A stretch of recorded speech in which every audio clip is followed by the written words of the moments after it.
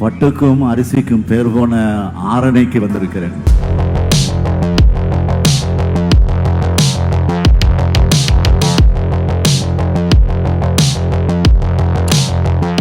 பாஜக ஆண்டது போதும் மக்கள் மாண்டதும் போதும்னு இந்த நாட்டில் இருக்கக்கூடிய ஒவ்வொரு குடிமகனும் தயாராகிட்டாங்க.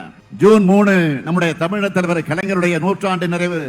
ஜூன் 4 இந்தியாவினுடைய புதிய விடுதலையினுடைய துவக்க நாள். சமீபத்தில் நீங்க பார்த்திருப்பீங்க, வேஷ்டி சட்டையெல்லாம் போட்டு ஒரு தமிழ் தொலைக்காட்சிக்கு பிரதமர் மோடி பேட்டின்ற பேர்ல ஒரு ஷூட்டிங் பண்ணியிருந்தாரு. அதிலையாச்சும் உண்மையா பேசினாரா? ஆண்டுக்கு 2 கோடி இளைஞர்கள்னு 10 ஆண்டுகள்ல 20 கோடி இளைஞர்களுக்கு வேலை வாய்ப்பு கொடுத்தேன்னு சொல்லி இருந்தார்னா சபாஷ் போட்டு இருக்கலாம்.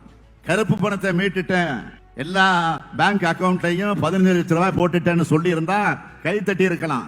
உழவர்களோட வருமானத்தை 2 மடங்கு ஆக்கிட்டேன், தமிழ்நாட்டு மீனவர்கள் கையில தடுத்துட்டேன், பெண்களுக்கு 33 விழுக்காடு இடஒதுக்கீட்டை செயல்படுத்திட்டேன்னு சொல்லி இருந்தார்னா உள்ளபடியே வாழ்த்தி இருக்கலாம்.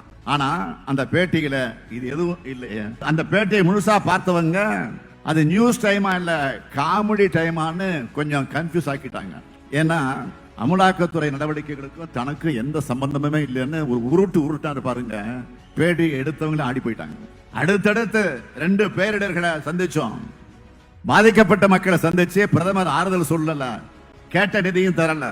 ஆனா என்ன சொன்னார் தெரியுமா? நிதியமைச்சர் நிர்மலா சீதாராமனை அனுப்பி வச்சிருக்கிறேன், அவர் வந்து பார்த்துட்டு நிதியை ஒதுக்குவார்னு என்கிட்ட பிரதமர் மோடி சொன்னார்.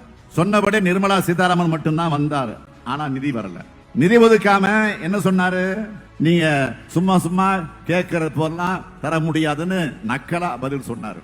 அவருடைய பேச்சுக்களை பார்த்தப்போ ஒரு விஷயம் தெளிவா புரிஞ்சது. அம்மையார் நிர்மலா சீதாராமனை எதுக்காக நிதியமைச்சராக வச்சிருக்காங்கன்னா இது மாதிரி நக்கலா பதில் சொல்றதுக்கு தான் வச்சிருக்காங்க. மக்களுக்கு உதவி செய்யறத பிச்சேன்னு கொச்சைப்படுத்தினார் யாரு? நிதியமைச்சர் அந்த அம்மையார். ஆணவ சிந்தனை கொண்டு அவங்க நேற்று ஒரு பேட்டி கொடுத்திருக்கிறாங்க. அதுல 5000 கோடியே கொடுத்துட்டோம், அதுக்கு கணக்கு கொடுங்கன்னு ஏதோ கந்து வட்டிக்கார மாதிரி பேசியிருக்காங்க. அது முதல்ல ஒன்றிய அரசு கொடுத்த நிதின்னு அவரால் சொல்ல முடியுமா? சொல்ல முடியாது. ஏன்னா அது வெளிநாட்டு வங்கிகள் தமிழ்நாட்டுக்கு கொடுத்த கடன். அந்த கடனையும் தமிழ்நாடு அரசு தான் திரும்ப கட்ட போகுது. மக்களுக்கு புரியணும்னு கொஞ்சம் விளக்கி சொல்றேன். பொதுவா ஏடிபி, கேஎஃப்டபிள்யூ மாதிரியான வெளிநாட்டு நிதி அமைப்புகள்ல தமிழ்நாடு அரசு கடன் வாங்கினா அந்த பணம் முதல்ல ஒன்றிய அரசோட கணக்குக்கு வந்து தான் மாநில அரசுக்கு டிரான்ஸ்பர் ஆகும். அப்படி மாநில அரசு வாங்கின கடன் எப்படி ஒன்றிய அரசோட நிதியாகும்? பொய் சொன்னாலும் பொருந்து சொல்லுங்க அம்மையார் நிர்மலா சீதாராமன் அவர்களே. ஊரை ஏமாற்ற திருக்குறள் சொல்லாம உளமாற ஒரு திருக்குறளை படிங்க. தன் நெஞ்சறிவது பொய்யற்க பொய்த்தபின் தன் நெஞ்சே தன்னை சுடும். ஒன்றிய அரசு 1 ரூபாய் கூட கொடுக்காம கணக்கு கேட்குங்களே கணக்கு. மாநில அரசு நிதியில இருந்து என் மக்களுக்காக நான் பண்ணனதுக்கு கணக்கு சொல்றேன், நோட் பண்ணிக்கங்க.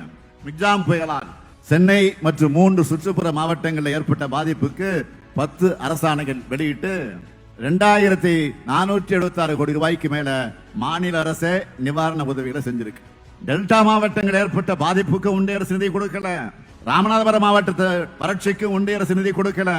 இது எல்லாத்துக்குமே மாநில அரசு நிதியை தான் கொடுத்தோம். எதுக்குமே நிதி கொடுக்காம பிரதமர் மோடி மாதிரியே நிர்மலா சீதாராமனும் வாயாலேயே வட சுடுறோம். ஆணவத்துல தப்பு கணக்கு போடாதீங்க. நாங்க கேட்கிற நிதி NDRF என்ற தேசிய பேரிடர் நிதியிலிருந்து அவங்க கொடுத்ததா சொல்றது. பேரிடர் ஏற்பட்டாலும் ஏற்படவில்லை என்று சொன்னாலும் நமக்கு கண்டிப்பா தர வேண்டிய SDRF என்ற மாநில பேரிடர் நிதி. கரகாட்டக்காரன் ஒரு சினிமா பார்த்திருப்பீங்க நீங்க, ஃபேமஸான படம். அந்த படத்துல ஒரு சீன் வரும், வாழைப்பழ காமெடி. அது மாதிரி அதுதான் இது, இதுதான் அது அப்படின்னு சொல்லிட்டு இருக்காங்க. தமிழ்நாட்டை பார்த்தா அவங்களுக்கு நக்கலாக தான் இருக்கு.